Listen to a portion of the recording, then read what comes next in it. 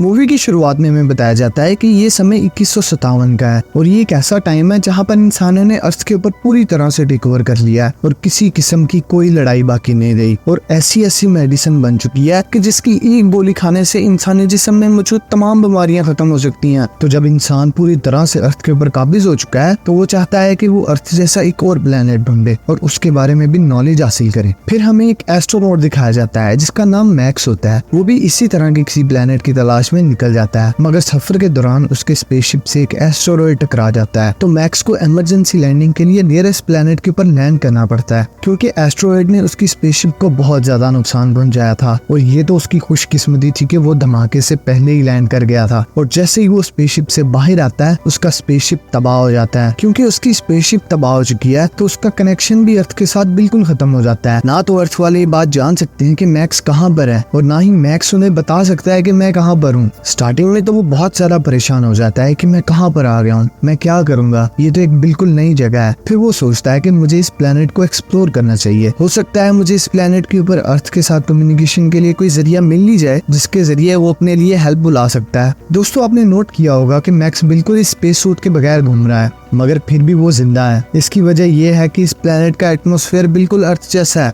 इसीलिए वो फ्रीली सांस ले पा रहा है। और थोड़ा सा आगे जाने के बाद उसे एक सोल्जर पकड़ लेता है जिसका नाम जेफ होता है और वो इसी प्लेनेट का रहने वाला होता है। मैक्स उसकी लैंग्वेज समझ नहीं पा रहा होता है, इसीलिए वो अपने कान में एक ट्रांसलेटिंग डिवाइस लगा लेता है जिससे वो उसकी बात समझ पाए। फिर वो सोल्जर उसे ले जाकर अथॉरिटीज को सौंप देता है कि तुम लोग खुद ही इसको संभालो। और वो अथॉरिटीज के लोग उसके सर पे एक इलेक्ट्रॉनिक हेलमेट लगाकर उसकी सारी मेमोरीज को देखते हैं ताकि जान सकें कि ये कौन है और कहाँ से आया है। अब मैक्स को उस सिटी के कैपिटल में लेके जाया जा रहा होता है जिसके रास्ते में वो उसी प्लेनेट के आम लोगों को भी देखता है जो महज खाने पीने की चीजों के लिए एक दूसरे से लड़ रहे थे। और आसपास का नजारा देखकर महसूस होता है कि यहाँ के लोग आजादी के लिए लड़ रहे हैं। मतलब वो लोग आजाद नहीं है बल्कि वो नाम है। रास्ते में उसे एक टावर भी नजर आता है और उस टावर के बारे में उन लोगों का मानना है कि ये टावर इनका एक लकी चार्म है और वो उन्हें दुश्मनों से बचाता है। मगर तभी वो टावर ब्लास्ट हो जाता है और वो टावर उसी काफिले के ऊपर आकर गिरता है जिसमें मैक्स सफर कर रहा था, जिसकी वजह से सभी लोग मारे जाते हैं। मगर मैक्स और एक सोल्जर जिसका नाम जेम्स होता है वो किसी तरह वहाँ से बच जाते हैं। तभी जेम्स मैक्स को बताता है कि ये हमला हमारे दुश्मनों के द्वारा किया गया है। वो हमेशा हमारे इस टावर को तबाह करना चाहते थे क्योंकि ये हमारी हिफाजत करता है और आज वो इसमें कामयाब भी हो गए हैं। अब हम नहीं जानते कि उनका अगला कदम क्या होगा। मैक्स ये सब सुनकर बहुत ज्यादा हैरान हो जाता है कि लड़ाई तो कहीं पे भी नहीं खत्म होती, यहाँ पर भी अर्थ जैसा ही हाल है जैसा वहाँ पे पहले हुआ करता था। फिर हमें स्पेशल रिसर्च डिपार्टमेंट का हेड दिखाया जाता है जिसका नाम नोमाड है। वो अपने साथी फ्रैंक से कहता है कि मैक्स जिधर भी कहीं है उसे ढूंढ कर लेकर आओ क्योंकि उसे उसके टेररिस्ट होने पर शक होता है और वो शक के बिना पर उसको अरेस्ट करना चाहता था। इस बात पर फ्रैंक मान जाता है और वो उसे ढूंढने के लिए निकल जाता है। तभी वहाँ पर हमें एक डेविड नाम का आदमी भी दिखाया जाता है। वो भी अपने आदमी से यही कहता है कि मैक्स के बारे में जितनी इन्फॉर्मेशन हो सके लेकर आओ। अगले सीन में हमें दिखाया जाता है कि फ्रैंक मैक्स को लेकर आ रहा होता है लेकिन रास्ते में उसे सीजर अटैक आ जाता है और उसकी गाड़ी इधर उधर बजती है और फ्रैंक बाहर गिर जाता है। उसे देखकर वहाँ पर बहुत सारे लोग जमा जाते हैं। इसी बात का फायदा उठाकर मैक्स वहाँ से निकल जाता है और पूरी सिटी को एक्सप्लोर करने लग जाता है। सिटी को एक्सप्लोर करते करते वो एक क्लब में जाता है जहाँ उसे एक लड़की मिलती है जिसका नाम राडा होता है और वो बेसिकली जेम्स की बहन होती है। वो उसी से बात करने लग जाता है और अपने बारे में बताता है लेकिन तभी वहाँ पर बैठे एक शख्स से उसकी बहस हो जाती है। वो शख्स क्लब के अंदर तो उसे कुछ नहीं कहता पर जैसे ही मैक्स राडा के साथ बाहर आता है तो वो उसके गुंडों के साथ वहाँ पर आ जाता है और उसे मारने के लिए उस पर हमला करता है। लेकिन मैक्स बड़े आराम से सबको मार देता है। उसकी फाइटिंग स्किल से इम्प्रेस होकर राडा उसे अपने घर पर ले जाती है और तभी वहाँ पर जेम्स भी आ जाता है। वो दोनों आपस में बातें करते हैं और मैक्स उसे इस प्लेनेट के बारे में पूछता है। वो बताते हैं कि हमें इस प्लेनेट के अलावा किसी और जगह की इंफॉर्मेशन निकालना अलाउड नहीं है और जिस सिटी में हम रहते हैं वो एक अथॉरिटी कंट्रोल करती है। उसके लीडर का नाम टॉम है और यही वो शख्स है जिसने हमारी प्रोटेक्शन के लिए वहाँ पर टावर लगाया था। बाकी सारी सिटीज चाहती हैं कि सभी सिटीज एक होकर काम करें मगर हमारी सिटी ये नहीं चाहती। इसी वजह से बाकी तमाम सिटीज अब हमारी एनिमीज हैं और वो हम पर हमला करते रहते हैं। वो हमें बिल्कुल ही तबाह कर देना चाहते हैं। मैक्स ये सब सुनकर बहुत हैरान होता है और जेम्स उसको भी सोल्जर की ट्रेनिंग देना शुरू कर देता है ताकि मैक्स भी अपने आप को दुश्मनों से बचा सके। इसी दौरान मैक्स और राडा एक दूसरे को पसंद करने लगते हैं। फिर कैप्टन उन्हें एक मिशन सौंपता है जिसमें जेम्स और मैक्स को कुछ सोल्जर्स के साथ मिलकर रेबल्स को पकड़ना था क्योंकि उन्हें शक होता है कि उन्होंने ही दुश्मनों के साथ मिलकर उस टावर को तबाह किया था। मैक्स जब उन रेबल्स के पास जाता है तो वो आम ऐसे आदमी लगते हैं जो सिर्फ अपनी फैमिली के साथ जिंदगी गुजारना चाहते हैं। वो सोचता है कि आखिर ये रेबल्स कैसे हो सकते हैं, मगर उनका काम था उन्हें अरेस्ट करना, तो वो कर लेते हैं और उन्हें अथॉरिटीज को दे देते हैं,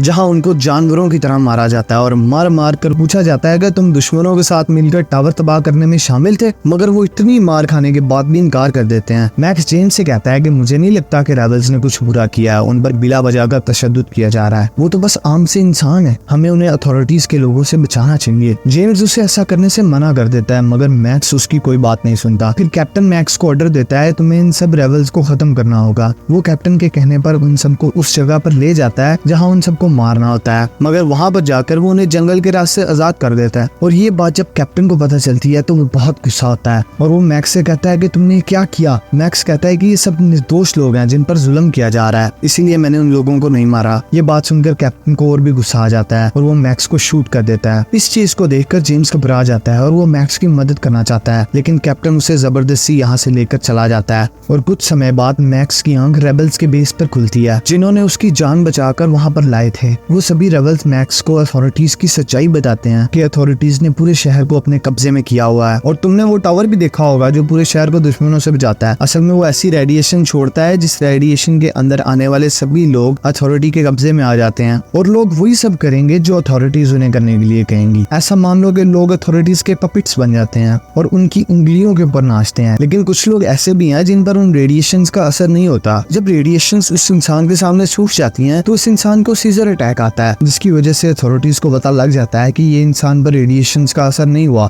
और अथॉरिटीज ऐसे लोगों को रेबल्स बताकर उन पर हमला कर देती हैं और उन्हें मार देती हैं ताकि ये लोग मिलकर अथॉरिटीज के लिए खतरा न बन जाएं। और लगता है कि तुम्हारे अंदर भी वही खास बात है जिसकी वजह से तुम्हारे ऊपर भी रेडिएशन का कोई असर नहीं हो रहा, और फैसला करता है कि अथॉरिटीज की सच्चाई वो लोगों के सामने लेकर आएगा। मैक्स कहता है कि तुम सब मेरी बात सुनो, हम सभी को मिलकर उस टावर को उड़ा देना चाहिए ताकि सभी लोग अथॉरिटीज के कंट्रोल से बाहर हो जाएं, जिस पर सभी लोग मान जाते हैं। और मैक्स सभी को लीड करते हुए एक टावर के पास चला जाता है और टावर के पास आने के बाद वो सोल्जर्स को मारना शुरू कर देता है, जिसके बदले में सोल्जर्स भी उन पर अटैक करना शुरू कर देते हैं और इस वजह से मैक्स के काफी साथी मारे जा चुके हैं। लेकिन मैक्स किसी तरह टावर के ऊपर बॉम्ब लगाने में कामयाब हो जाता है और उस टावर को उड़ा देता है, लेकिन उसके कई साथी भी मारे जा चुके हैं। इस बात का उसे बहुत ज्यादा दुख होता है। अब मैक्स वहाँ से जेम्स के पास आता है, जिसे देखकर वो हैरान होता है और बहुत ज्यादा खुश भी होता है। अब मैक्स जेम्स को भी उस टावर की सच्चाई के बारे में बताता है। जेम्स को इस बात पर भरोसा नहीं हो रहा था कि वो टावर उनकी रक्षा नहीं बल्कि उन्हें अपने काबू में करता है, क्योंकि जेम्स ने अपना सारा बचपन टावर्स के आसपास बिताया था। इसी बीच वहाँ पर एक सोल्जर उन पर हमला कर देता है, जो कि इन दोनों को पकड़ने के इरादे से यहाँ पर आया होता है, क्योंकि उन सोल्जर्स को ये पता चल चुका था कि मैक्स को सच्चाई पता लग चुकी है और मैक्स की एक टीम भी है जो कि उन टावर्स को तबाह कर रही है और उस टीम में जेम्स और राडा भी शामिल हैं। यहाँ मैक्स और बाकी सभी लोग लड़ना शुरू कर देते हैं, लेकिन सोल्जर्स की तादाद बहुत ज्यादा होती है और ये सभी लोग पकड़े जाते हैं। इसके बाद उन लोगों को जेल में बंद कर दिया जाता है और जेल के अंदर मैक्स के और भी साथी होते हैं। यहाँ आने के बाद मैक्स की मुलाकात जेफ से होती है, जिसे भी रेबल होने की वजह से यहाँ पर बंद कर दिया गया था। मैक्स उन सभी को बताता है कि हमें किसी तरह जेल से निकलना होगा ताकि हम सभी टावर्स को तबाह कर सकें और लोगों को अथॉरिटीज के जंगल से आजाद करवा सकें, जिस पर सभी लोग मान जाते हैं। इसके बाद नोवाड डेविड के पास जाकर कहता है कि मैंने सुना है कि तुम किसी मैक्स नाम के बंदे की तलाश में हो, अगर वो तुम्हारे पास है तो उसे मेरे हवाले कर दो। लेकिन डेविड कहता है कि मैं उसे नहीं जानता। डेविड को भी सीजर अटैक आ जाता है, जिसका ये साफ मतलब था कि डेविड भी रेबल है और उसने अपनी पहचान छुपा रखी है। दूसरी तरफ मैक्स, जेफ और एक और कैदी मिलकर वहाँ से भागने में कामयाब हो जाते हैं। वो लोग टावर को तबाह करने निकल जाते हैं, लेकिन रास्ते में उन पर कुछ रोबोट्स हमला कर देते हैं, इसीलिए सभी लोग अपनी जान बचाने के लिए रोबोट से छुपने लगते हैं। जब डेविड को ये बात पता लगती है कि मैक्स की बॉडी भी रेबल की तरह है जिस पर रेडिएशन का कोई असर नहीं होता, तो वो अपने लोगों को बोलता है कि जाओ मैक्स को जिंदा पकड़कर मेरे पास लेकर आओ और याद रहे कि इस बात की किसी को खबर नहीं होनी चाहिए, वरना मैं तुम्हें जिंदा नहीं छोड़ूंगा। दूसरी तरफ मैक्स जेफ और दूसरे आदमी से कहता है कि अगर हम अथॉरिटीज के सेंटर को ही उड़ा दें, वो सेंटर जिससे सारे टावर्स को कंट्रोल किया जाता है, तो सारे टावर्स अपने आप ही बंद हो जाएंगे। इस पर सभी कहते हैं कि ये बिल्कुल इम्पॉसिबल है, क्योंकि कोई नहीं जानता कि वो टावर कहाँ से ऑपरेट होता है। ये सब सुनकर मैक्स फिर से परेशान हो जाता है कि आखिर करे तो क्या करें। जेफ बताता है कि मैं कुछ लोगों को जानता हूँ जिन पर रेडिएशन का असर नहीं होता, पर वो लोग साउथ में रहते हैं और वो हमारी मदद नहीं करेंगे। उसी वक्त वहाँ पर ऑटोमेटिक टैंक्स आ जाते हैं जो इन्हीं लोगों पर हमला करना शुरू कर देते हैं। सभी लोग अपनी जान बचाकर वहाँ से भागते हैं। मैक्स किसी तरह टैंक के अंदर चला जाता है और उसके ऑटोमेटिक ऑपरेटिंग सिस्टम को बंद कर देता है। अब मैक्स बॉर्डर के पास जाना शुरू कर देता है ताकि वो साउथ में जाकर उन लोगों को भी अपनी टीम में शामिल कर सके, लेकिन बॉर्डर के पास आते ही सोल्जर मैक्स को रोक लेते हैं और उन्हीं सोल्जर्स में मैक्स को जेम्स नजर नजर आता है। वो उसे अपने टैंक में डालकर सारे बैरियर्स तोड़कर बॉर्डर से दूर चला जाता है। मैक्स रास्ते में जेम्स को दोबारा से उस बात पर कन्विंस करने की कोशिश कर रहा है कि अथॉरिटीज रेडिएशंस के जरिए सभी लोगों को अपने कब्जे में कर रही हैं। अब जाकर जेम्स को इस बात पर यकीन होने लगता है, क्योंकि बॉर्डर से दूर जाते ही जेम्स के ऊपर रेडिएशंस का असर कम होने लगता है, जिसकी वजह से वो गुस्से में आ जाता है